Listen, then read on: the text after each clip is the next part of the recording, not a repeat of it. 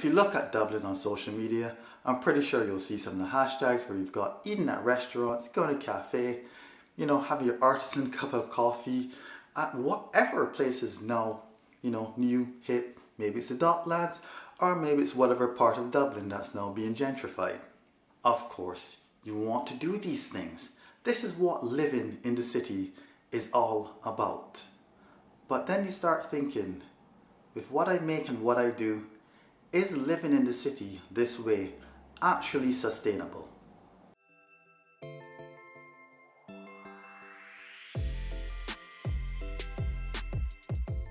I've been procrastinating making this video for a long while. A subscriber asked if a couple making 40k can live in Dublin. I knew exactly how much money we had spent and saved that year, and it was way over this figure. 5 years ago, we were in the same space, an engaged couple who moved to Dublin, and we were renting a room in a shared house. At that time, we were only on one salary, which was 28k. Now, 5 years later, we're married and we're renting our own flat. But when I look at our lifestyle now, I realize that there was no way that with that initial salary that we could live like we're living now.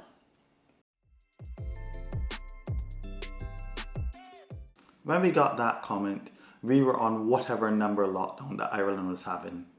And I assume, like many of you, you were realizing that the pandemic was definitely having an impact on your spending and saving habits. But during this time, I was also realizing a very notable change in some of the basic things we were consuming. Even basic things were becoming more luxurious. We need to look no further than the places that we're living. Yes, cities do have some deplorable places to live. But I bet that if you're looking more and more at ads of places to live in your city, you're seeing places that may be way above what you just think would be the standard for living comfortably. If we're looking for a nice place to live, of course we're going to expect it to cost a little bit more. After all, we all like nice things. But if you look at these new student dwellings, you really start to wonder, is this someplace for a student? Or is it more like a luxury hotel? There's very little difference between if you're looking at a condo or a luxury hotel and these apartments. You start to wonder if we even believe in the poor broke student anymore. In these student accommodations, it's a lot like the place that we're living here currently, where the price seems to be tending more than it being a place to live, but more based on the amenities that it offers. With these amenities that are thrown in, it feels like you're paying more for the amenities to justify the price rather than the place to actually live. However, paying for quality can be worth it. I remember back in the day, my dad took me to buy a school belt. One of those leather belts. That's for those people that actually went to a school where you needed to wear a school uniform. We went to this small custom belt maker. They'd probably be some sort of artisan now these days, costing a lot of money. But at this time, my dad was like, yes, we're going to this person because this belt would be a quality belt that would last a long time. And last a long time it did. I wore that belt for about 7 years. And whenever it needed an adjustment, as I was of course a growing boy, we just punch another hole in there. Of course, there would be other options. We could have gone for a cheaper belt. Of course, it would have still held up my pants. But if we tried to make an adjustment to it by poking another hole in it, it just may have broken. Here's looking at you, pennies. However, another option would be going for the expensive option. It can do everything a normal option could do, but it'd probably be a brand name. This is where I try to make this belt analogy work. So let's think of the belt as being able to live in the city. Of course, you're going to need income so you can eat, have a place to live, be entertained. Now let's compare the options I had for the belts. So we'll have the cheaper belt as your lower than average income.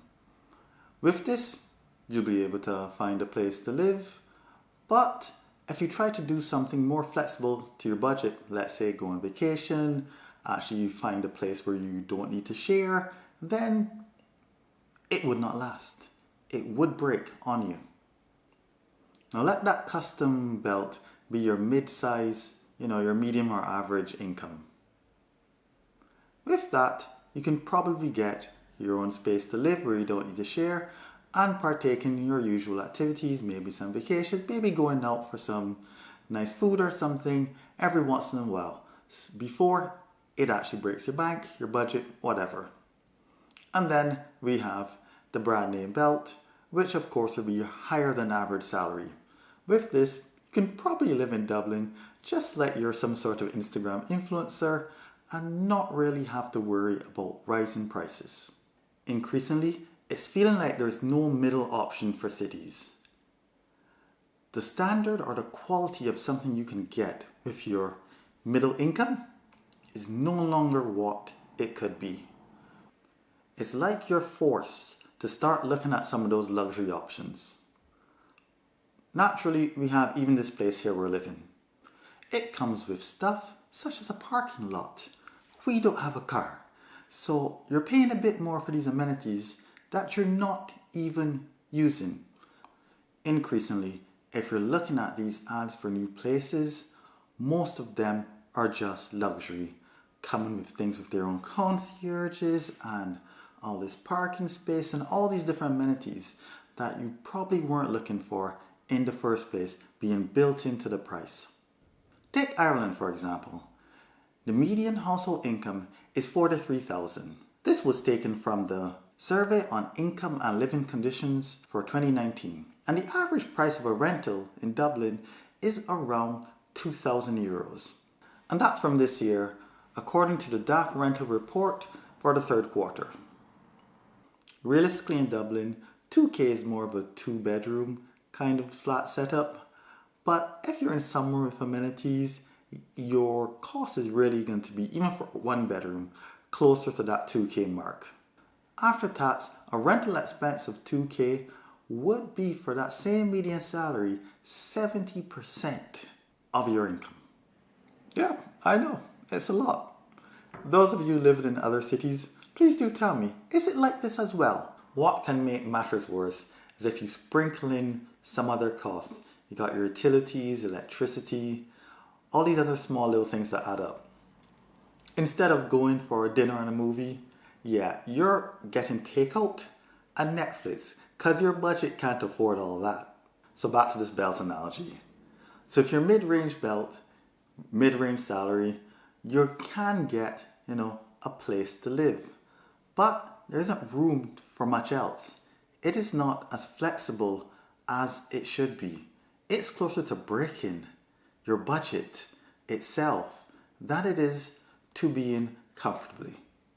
To be in that comfortable position, you have to be closer to that brand name luxury belt with your high income. Let's be real. Except for the people who were born in these cities, most of us has chosen to move into these cities. Of course, we have our various reasons for moving, but for most of us, it's the career, it's work, it's a change of pace, something different than what you've had before. Countries around the world are trying to attract talent to their cities. Cities, they're an economic engine of growth, and the people they're trying to attract will pay taxes, create economies, all sorts of things. As we all know, the drawback to all this makes cities very expensive. Most of us already have this in mind. Yeah, we're going to come to a city and it's going to be expensive. We're prepared for it. But what we're usually not prepared for is the rising costs in the city. It's been 5 years that we've been here. And this year, 2021, over the previous year, 2020, rents have risen by 5.9%. And electricity, 20.5%. And let's not forget, during the years, any taxes or inflation keeps rising and rising, and that extra cost is being added to the yearly expenses. But the truth is that unless your income is rising along with that, it turns from, oh yeah, sure, no problem, I can afford that, to, oh wait, can I actually afford that? And yes, I can hear someone typing along in the comments, but Ram, if the city is so expensive, why don't you just move? You chose to live there, why don't you just move? Yes, person typing away on the keyboard, I hear you, and I would agree. Moving to somewhere outside the city can definitely give you cheaper rents. But there are other things that will be rising as well. It doesn't let you escape the fact that your electricity costs may be rising, or that you've got higher gas as well.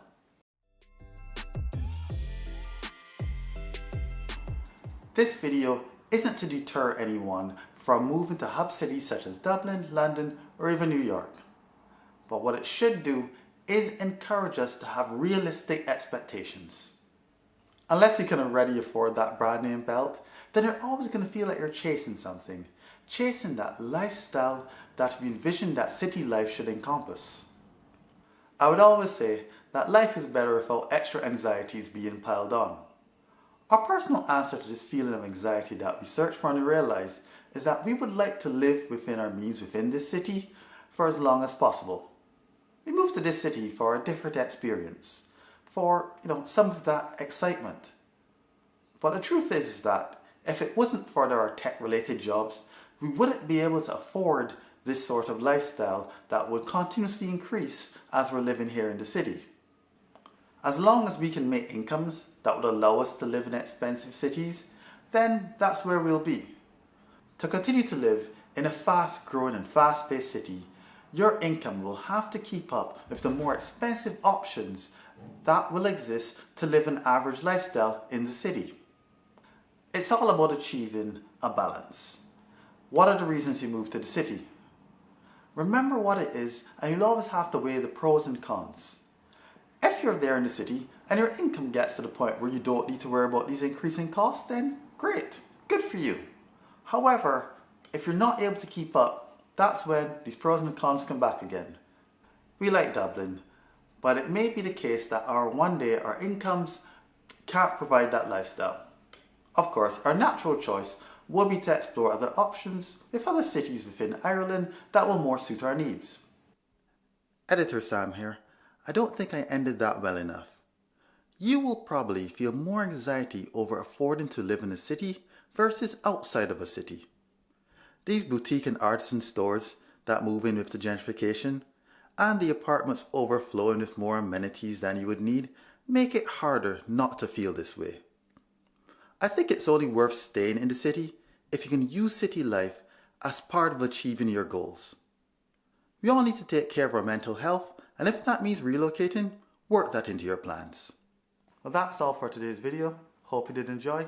Hey, tell me, what's it like in your city? How are you dealing with these rising prices? And of course, remember to subscribe, and I'll see you later. This is the Rum signing out. Später.